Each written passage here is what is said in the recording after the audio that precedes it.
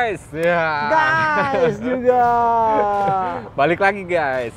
Nih kita sembari ini Bang ya, menunggu ya, jeda waktu berapa lama sih Bang? 3 minggu. 3 minggu ya? Iya, setelah kemarin 3 minggu berturut-turut, pada bosen kalau balapan lagi nih, jeda dulu biar ya jedanya 3 minggu ya? 3 minggu. 3 minggu. Ini sampai gue lihat bewokan, Bang Joni juga bewokan nih. Karena Ya. kita cukur pas sudah mulai masuk lagi Masuk Bang. itu nanti minggu depan Minggu di depan. MotoGP San Marino. San Marino. Nah, nih Ya. menjadi menarik nih Bang. Mau tebak-tebakan dulu apa enggak? Langsung guys. Nih banyak isu nih Bang ya. Ya betul. Banyak isu dan juga banyak banget apa ya? Ya berita beredar bahwa sebelum MotoGP San San Marino. Marino itu ya terutama kontrak pembalap nih Bang. Betul. Kontrak pembalap seperti Valentino Rossi, terus udah gitu juga Andrea Dovizioso, Ducati, Betul. kira-kira Pecco atau Atau Johan Zarco, Zarco. atau jangan-jangan nanti yang pembalap dari Moto2 ini langsung Betul. tiba-tiba jadi pembalap pabrikan kan. Nah, ini menurut Bang Joni kita bahas dulu satu-satu tentang kontrak pembalap sebelum MotoGP San Marino 2020. Siap. Mulai dari yang ya isu yang paling gede lah, Ya, Valentino Rossi. betul. Gimana nih Bang Joni? Ya, Valentino Rossi sebenarnya sudah menjelaskan bahwa dia tetap akan balap di 2021 dan bahkan dia sampai mengungkapkan 99% bersama Petronas Yamaha. 99% guys. Betul. Sama kayak Mas. Betul. Nggak ada 100%. Cuman nih agak panas lagi kan setelah kemudian Wilco Zoerenberg yang notabene manajer tim dari Petronas SRT ini memberikan komentar bahwa Menohok tuh Bang ya? Menohok juga ya karena mereka tidak menempatkan Valentino Rossi sebagai pembalap masa depan. Ya iyalah, Valentino Rossi sudah 41 tahun, Ya. tapi kan kalau kita melihat Valentino Rossi ini memang tidak dikontrak langsung oleh Petronas, Betul. tetapi oleh Yamaha pabrikan. Ya. Dan opsinya dengan Yamaha pabrikan itu masih bisa ada kemungkinan diperpanjang karena Yamaha sadar Valentino Rossi ini sudah bukan lagi ya pembalap untuk mengejar juara dunia atau Ya, apa, tapi ya. ini udah menjadi kayak brand ambassador dan diharapkan Valentino Rossi ini mau menutup karirnya bersama Yamaha. Ya. Dengan menjadi brand ambassador ini tentunya akan menjadi benefit buat si Yamaha ya karena Valentino Rossi ini satu punya banyak masa, Ya, nama besar juga dan kita tahu ya jujur kata Valentino Rossi lah yang membesarkan Yamaha hingga akhirnya mampu menjadi tim pabrikan yang diperhitungkan di MotoGP. Itu setelah eranya dia bergabung ya Bang? Betul. Bergabung dengan Furusawa untuk mengembangkan M1. Betul. Pas itu udah sampai sekarang sebenarnya ya. Setuju. Ya istilahnya Yamaha tetap menjadi pembalap Pembalap yang diperhitungkan. Sampai era akhirnya di tahun 2019-2020 ini ya, 2019-2020. Yamaha sangat-sangat terpuruk ya Bang. Betul. Nah, ini salah satu kesempatan bagi Yamaha untuk bangkit sebenarnya Ya. dengan mempertahankan Rossi nih Bang. Betul. Nah, tapi yang menjadi menarik adalah komentar dari Wilco Inilah, Zoerenberg ini. ya. Ini kira-kira ya kalau ya, kita nggak tahu ya kalau Betul, orang betul. Indonesia ya bukan orang Indonesia maksudnya di kita Pasti. yang ada omongan kayak itu pasti ada Betul, ada bisa sesuatu. masuk ke hati juga Betul, kan. betul. Nah kalau menurut Bang Joni ini kira-kira akan masuk ke hatinya Rossi juga nggak?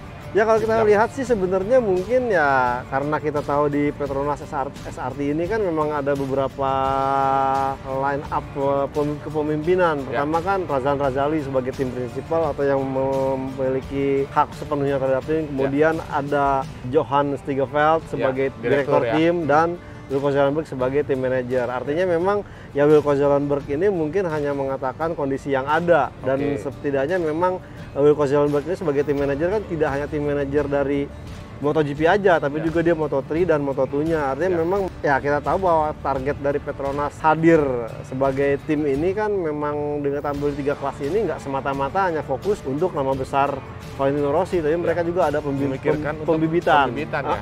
Dan sebenarnya kalau kita lihat Valentino Rossi sendiri pun melihat bahwa saat ini opsi untuk berada di tim yang cukup Ya. bagus saat ini memang Petronas Yamaha SRT. Dan saat ini Valentino Rossi pun sadar bahwa dia masih terikat kontrak dengan Yamaha. Ya. Dan kalau boleh dibilang, kenapa diskusi atau negosiasi Valentino Rossi ini cukup alot? Karena bukan 2 partit, tetap bukan bipartit, tapi tripartit. Tripartit ya. Antara Yamaha ke Rossi ke Petronas ke Begitu juga, Yamaha. iya. Ini agak merepotkan dan memang kemarin santer bahwa Valentino Rossi belum mau gabung itu karena terkait dengan urusan siapa mekanik yang akan ikut. Karena salah satu tradisi Valentino Rossi kan Ya, bedol membawa, desa ya, semua bedol kru desa, timnya. ya. Nah mungkin Wilco Zoelenberg sendiri juga sadar bahwa sebelumnya kan dia juga berada di tim Yamaha Dulu di pabrikan. Yamaha, Dia ya. menjadi manajer timnya Jorge Jorge Lorenzo. Lorenzo. Artinya dia tahu mungkin ya seperti apa tingkah pola Valentino Si Rossi Rossi, ya. dengan Jorge Lorenzo. Jadi dia sadar bahwa mungkin pada saat itu berada di tim pabrikan. Ya, Nah ya. sekarang berada di tim satelit. Ini agak-agak sedikit berbeda mungkin entah karena jumlahnya lebih sedikit, kemudian juga mungkin budgetnya juga tidak sebanyak dengan tim Ya. pabrikan. Ini Tapi kan kalau tadi Bang Joni bilang ya budgetnya nggak sebanyak tim pabrikan. itu. Nah, tapi kan kontraknya si Rossi sendiri ini kan sebenarnya sama Yamaha ya. Jadi Betul. nggak usah pusing sebenarnya yang Ya Petronas sebenarnya Petronas nggak usah pusing. Nah ini ada kemungkinan ya Wilco mungkin ingin memberikan sedikit apa ya? sedikit insight atau gambaran bahwa Valentino Rossi kalau mau bergabung dengan Petronas ya harus memberikan performa terbaiknya. Oke, nah ini yang menjadi menarik lagi adalah Iya, bukan prediksi, jatuhnya apakah mungkin? iya, iya, Apakah mungkin? Ya kejadian juga nih di MotoGP San Marino nanti, iya. ya pengumuman kontrak itu akan dilakukan. Sepertinya kalau kita melihat akan terjadi karena beberapa ya kalau kita melihat kan MotoGP sudah berlangsung sekarang ya udah hampir ke akhir. Ya karena udah September, kemudian Oktober, November, Ya. udah cuma tinggal 3 bulan. Artinya secepat-cepatnya pembalap sudah harus menentukan kontrak tahun depan. Dan bahkan kalau kita ingat sebelum Andrea Dovizioso memutuskan cerai dengan Ducati, sebenarnya Andrea Dovizioso itu punya opsi sampai 15 September. Artinya semua kebanyakan kayaknya kontrak itu di bulan September, di pertengahan September. Ya, nah itu sebabnya ternyata Dovizioso kemudian memutuskan untuk cerai dan Ducati akhirnya memilih untuk segera mengumumkan siapa yang akan menjadi teman Jack Miller yang menggantikan slot yang ditinggalkan Andrea Dovizioso. Itu nanti ya, Iya. tentang Ducati. Ducati. Tapi ini kita masih sedikit membahas tentang Rossi. Oke. Nih Bang, sekedar pemikiran gue aja nih Bang. Mungkin nggak nih sebenarnya perpindahannya Rossi ke tim Petronas, Ya. terus udah gitu dengan penggantian kru chief Iya. dari Silvano Galbusera Ke menjadi David Munoz. David Munoz ya. Nah, ini sebenarnya salah satu apa ya gerakannya Rossi sebenarnya untuk ya istilahnya kan selama ini Rossi baru punya tim di Moto3 sama Betul. Moto2. Betul. Nah, bukan menutup kemungkinan untuk mempunyai tim di sendiri. MotoGP. Betul. Karena gini, kalau menurut gue nih Bang, Ya. sekedar prediksi dari gue, hadirnya Munoz Ya, kan tanpa pengalaman Betul. di MotoGP Bang, setuju. ya kan? Nah, saat inilah David Munoz Belajar. disuruh belajar Ya, sama Rossi di situ, betul. sehingga dia punya ya hak privilege Ya. untuk mempelajari lebih Betul, besar betul. lagi Ya. gimana sih perannya kru chief di MotoGP. Betul. Apakah kayak gitu nggak ya Bang? Kalau menurut Bang Joni nih? Ya. Jadi sebenarnya kalau mamanya apa yang dilakukan Valentino Rossi mungkin akan ke arah sana. Karena kalau kita melihat ya benar tadi disebutkan dia sudah punya tim Moto2 dan Moto3. Ya. Nah, problemnya kemarin itu adalah sebenarnya seandainya mungkin tidak ada kontrak IRTA yang panjangnya sampai 2021 Ya. yang dimana ada kewajiban dalam kontrak itu ya kalau di F1 itu ada Concord Agreement. Oke. Nah kalau di MotoGP ini IRTA dengan FIM dan MotoGP terikat kontrak bahwa si tim ini sampai tahun 2021 itu harus tetap ikut serta. Kecuali mungkin ada masalah ya waktu itu McVDS Ya. yang harus mundur, kemudian slotnya diambil oleh LCR dan kemudian juga kejadian tim Aspar akhirnya harus Turun ke Moto2 turun ya. ke Moto2 karena dia tidak mampu ini slotnya diambil oleh Petronas. Yamaha SRT. Nah ini kalau mamanya ada seperti itu, Valentino Rossi pengen, cuma itu kan gak ada slot. Ya. Nah sebagai langkah pembelajaran, bener apa adanya tadi dengan membawa David Munoz yang muda, dia mempelajari seperti apa seluk-beluknya dan diharapkan nanti katakanlah mungkin di akhir 2021 ada pergerakan mungkin boleh menghadirkan tim baru karena Santer Suzuki ini bakal menyiapkan slot tim slot satelit. ya, untuk tim satelit. Betul. Nah dengan kondisi ya, Valentino Rossi sempat bilang kok motor Suzuki lebih kenceng dari Yamaha, tidak menutup kemungkinan ya ini akan menjadi daya tarik bagi Valentino Rossi untuk mungkin nanti mempersiapkan tim satelit yang kemudian nanti dikawinkan dengan Suzuki. Ada ke arah sana. Apalagi Ya tahu sendiri. Betul. David Brivio kan, Bang. Iya, manajernya Ya, David begini Brivio, banget kopeng dulu, banget. Rossi, ya nggak? Betul, betul. Nggak ada kemungkinan, bukan nggak ada kemungkinan. Ada kemungkinan. gitu. Ada kemungkinan Rossi ya bisa aja Ya. pindah ke Suzuki ya. Artinya dengan masuk ke Petronas ini dia belajar Ya. bahwa menjadi tim satu itu seperti apa Ya, sih? betul. Karena ya mempelajari, ya saya melihat bahwa Valentino Rossi dengan segala pengalaman, jam terbangnya mungkin untuk membuat tim yang MotoGP mungkin masih perlu belajar, berbeda dengan Moto2 dan Moto3 ini, dan bergabungnya nanti dengan Petronas setidaknya dia punya banyak ilmu yang bisa dia pelajari. Itu dia. Mungkin ya Bang ya. Pasti mungkin, ya. pasti. Karena kan ini kan sekedar apa ya? Sekedar Ya kita menggabungkan fenomena yang ada, iya. betul. Ngambil dari sini, Dari dari sini. sini, kejadian ini, Betul, kejadian itu. betul. Kok kayaknya arahnya Ketemunya ke sini. gitu kan ya, Bang. Setuju, setuju. Gimana guys? Setuju nggak? Saya sih setuju. Itu dia. Nah sekarang ini tadi tentang Rossi. Oke. Jadi ya seperti tadi Bang Joni bilang ya, Oke. ada kemungkinan kontrak Rossi dan Petronas dan Yamaha itu akan diumumkan di Misano nanti. Misano. Ya. Karena sebenarnya Dean Jarvis ya, Dean Jarvis itu kan sempat ngomong Bang, Betul? hanya masalah paperwork, Iya, iya. administrasi Administrasi lainnya doang. udah selesai. Udah clear. Iya, tapi nggak lama Wilco Zelenborg nih manas-manasin lagi. belum ditanda tangan. Nah, loh. Ini kan sebenarnya tarik ulur gitu. Betul. Tapi ya itulah, kita berharap semoga ada kepastian untuk Valentino Rossi di San MotoGP. Marino. Ya untuk tahun Sudah depan. clear. Betul. Setidaknya ya Rossi tenang lah gitu. Iya, daripada dia ngedrifting mulu. Betul. Ceweknya ya. Dia lagi belajar tuh. pakai apa ya? Chevrolet ya? Chevrolet kayaknya deh. Aduh, Ya. pakai Chevy guys. Sekarang lanjut ke ya skuadnya Ducati. nih, Suka Bang. Ducati. Karena dua orang ini Pecco dan Johan Zarco itu sama-sama udah diperpanjang kontraknya. Betul. Dan menariknya untuk Pecco tuh langsung 2 tahun ya Bang. Langsung 2 tahun. Langsung 2 tahun, sementara Zarco dikasih lagi satu opsi. Satu opsi, betul. 1 tahun dengan opsi perpanjangan. Panjangannya seperti Jack Miller. Ya. Nah, ini nih Bang. Ducati kan juga rencana pengen ngumumin sebelum di San MotoGP Marino, betul.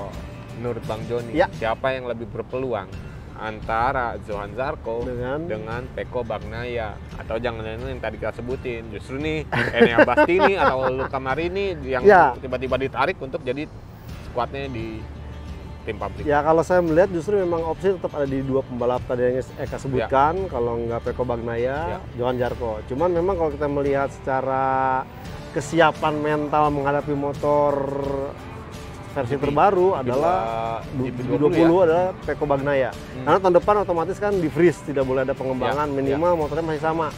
Artinya dari pengembangan dan juga pengalaman Pecco Bagnaia jauh lebih lama, itu pertama kansnya.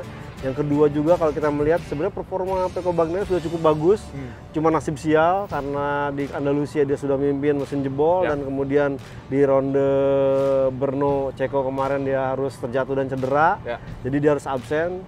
Artinya sebenarnya Bagnaia sudah punya kemampuan beradaptasi cukup lebih, itu yang pertama. Yang keduanya adalah faktor dari kru chief Pecco Bagnaia yang jauh berpengalaman, yaitu Christian Gabarini, mantan Jorge Lorenzo, Casey Stoner.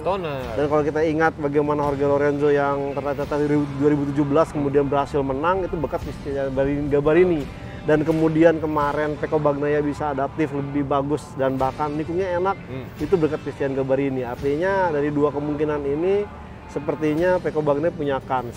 Dan kalau kita lihat juga Ducati ini butuh pembalap yang memang bisa menekan rekan setimnya. Karena kalau kita lihat belakangan ini, Miller dan Bagnaia ini terbukti cukup kondusif di pramak racing. Dan bahkan ya Miller sendiri mengungkapkan kalau boleh milih, saya pengen tandemnya Pecco Bagnaia. Karena dia muda, dia ini dan juga bisa istilahnya memberikan tekanan terhadap tim. Dan ya kalau kita ingat bagaimana seorang Alex Espargaro butuh pembalap sekaliber Dovizioso dan juga Cal Crutchlow untuk bisa memotivasi dirinya sendiri. Manajemen konflik ya Bang? Betul. Manajemen konflik yang ingin diterapkan di Ducati dan ini. yang sekarang ini kan terjadi juga di Suzuki. Melihat Johan Mir bagus, si Alex ini terpacu. Nah ini yang diharapkan. Dan kalau kita melihat Johan Zarco memang agak sedikit kecil kan, saya mungkin harus ada pembuktian dulu. Karena dia pertama memang agak sedikit bikin kisruh ya di 2009 akhir, di mana dia tiba-tiba memutus kontrak yang seharusnya 2 tahun menjadi setahun. Kemudian dia sempat juga ikut bikin rumor bakal ditarik Honda lah, dan masih banyak kasus-kasus lain. Dan kalau kita ingat kemarin insiden, meskipun ya kalau terlepas dari itu semua, performa dia di atas motor 2019 cukup bagus.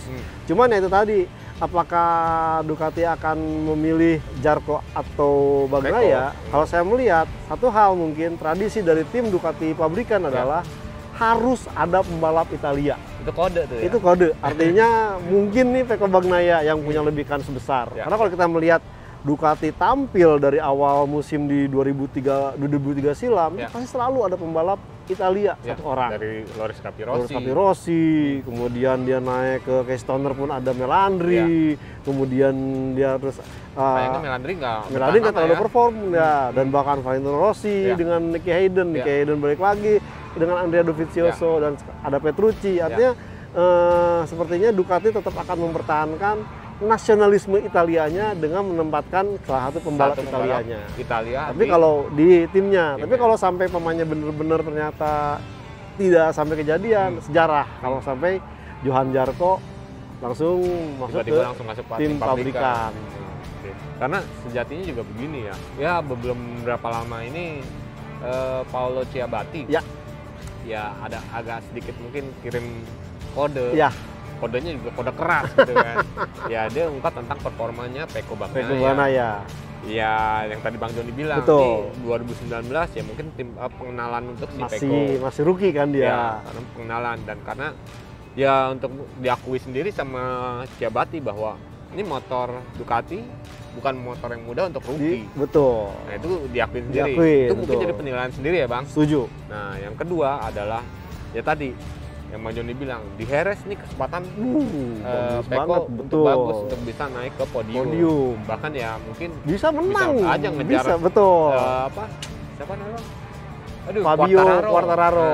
Ngejar Quartararo itu diakuin sama si Paolo Ciabatti. Itu salah satu mungkin pertimbangan lagi. Nah, jadi ya kode ini mungkin lebih mengarah akhirnya ke Pecco ya Bang. Ketimbang Johan Zarco. Ditambah lagi tadi masa tim pabrikan Italia nggak ada orang Italia.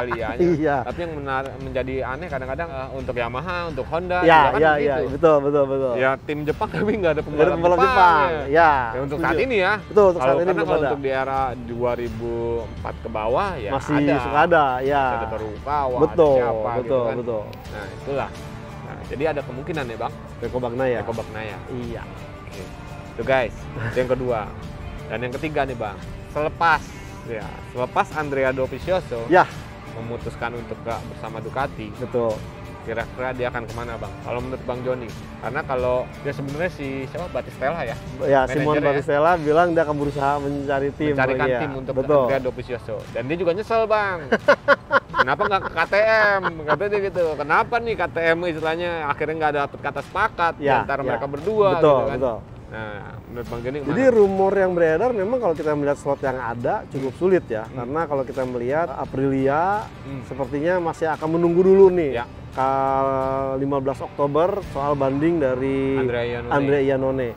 Dan yang kedua sempat muncul lagi nih bahwa sepertinya Tech3 mempertimbangkan untuk tukar guling atau mengganti Iker Lecuona dengan Dovizioso, meskipun banyak rumor beredar agak sulit.